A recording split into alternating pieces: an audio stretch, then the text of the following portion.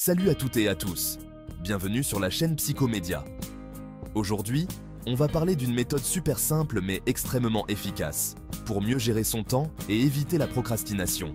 Tu as sûrement déjà entendu parler, ou si ça n'est pas le cas, suis ma vidéo, je t'explique ce qu'est la méthode Pomodoro. Personnellement, je l'utilise régulièrement, surtout quand je sens que je suis un peu dispersé ou que j'ai du mal à me concentrer sur une tâche précise. Et franchement, ça m'a sauvé plus d'une fois. Alors, je vais vous expliquer pourquoi ça marche si bien, et on va voir ensemble les bases scientifiques et psychologiques derrière tout ça.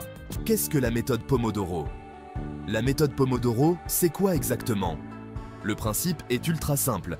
Tu travailles pendant 25 minutes, sans aucune distraction, puis tu prends une pause de 5 minutes.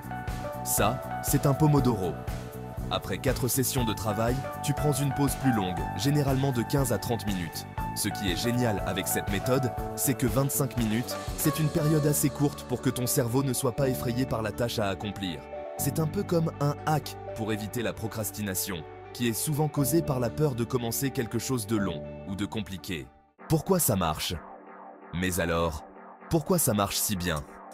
Eh bien, ça a beaucoup à voir avec la psychologie et notre fonctionnement cognitif. Il y a un phénomène qu'on appelle l'effet Zeigarnik. Ce principe stipule que notre cerveau a tendance à se souvenir davantage des tâches inachevées. C'est comme si on avait une sorte d'alarme mentale qui nous rappelle constamment ce qu'on n'a pas encore terminé. L'idée, avec Pomodoro, c'est de créer ces petites périodes de temps où tu te dis « Ok, je vais juste bosser pendant 25 minutes et après je peux me détendre un peu. » Ça réduit l'anxiété liée à une tâche énorme et ton cerveau se dit « C'est faisable ». D'ailleurs, personnellement, je l'utilise quand je fais du montage vidéo. Pour ma chaîne, je travaille environ 25 minutes en moyenne pour ensuite m'accorder une petite pause en faisant autre chose. Même si j'adore créer des vidéos, cela peut vite être chronophage avec le temps, voilà pourquoi je pratique cette méthode. En général, après les premières minutes, je suis déjà lancé et c'est beaucoup plus facile de continuer. Autre point psychologique super important, la récompense immédiate. Le fait de savoir que dans 25 minutes, tu vas pouvoir t'accorder une petite pause, c'est une motivation en soi. Notre cerveau fonctionne énormément par le principe de récompense, avec la libération de dopamine, cette fameuse hormone du plaisir. Chaque fois que tu finis un Pomodoro, tu te récompenses avec une pause, et ça entretient un cycle positif.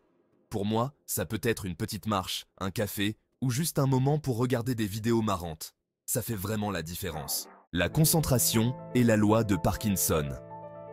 Un autre concept intéressant derrière cette méthode, c'est la loi de Parkinson. En gros, cette loi dit que le travail s'étale de manière à occuper tout le temps disponible pour son achèvement. Si tu te donnes une journée entière pour rédiger un simple email, tu vas trouver le moyen de prendre tout ce temps. Mais si tu te donnes une limite stricte, comme un Pomodoro, tu seras beaucoup plus efficace. Personnellement, j'ai souvent du mal à finir mes livres.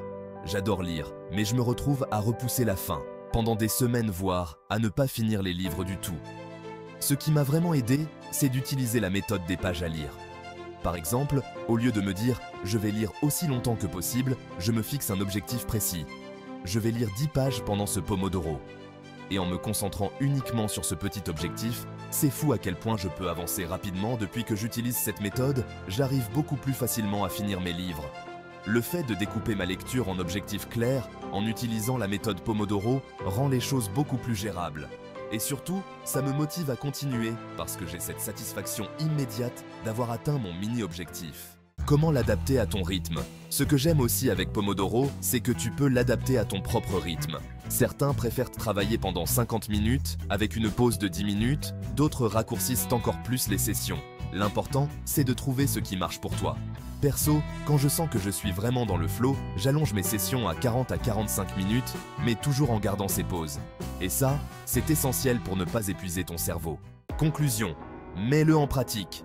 Donc, si tu veux mieux gérer ton temps, combattre la procrastination et être plus efficace dans ton travail ou tes études, essaye la méthode Pomodoro. C'est simple, accessible et tu peux commencer dès maintenant. Prends ton téléphone, règle un chronomètre pour 25 minutes et lance-toi. Tu seras surpris des résultats. Si tu as déjà testé cette méthode ou si tu as des questions, partage-les dans les commentaires. J'aimerais beaucoup savoir ce que tu en penses. Abonne-toi à la chaîne et surtout active la cloche pour ne manquer aucune de mes vidéos. À très vite pour une nouvelle vidéo.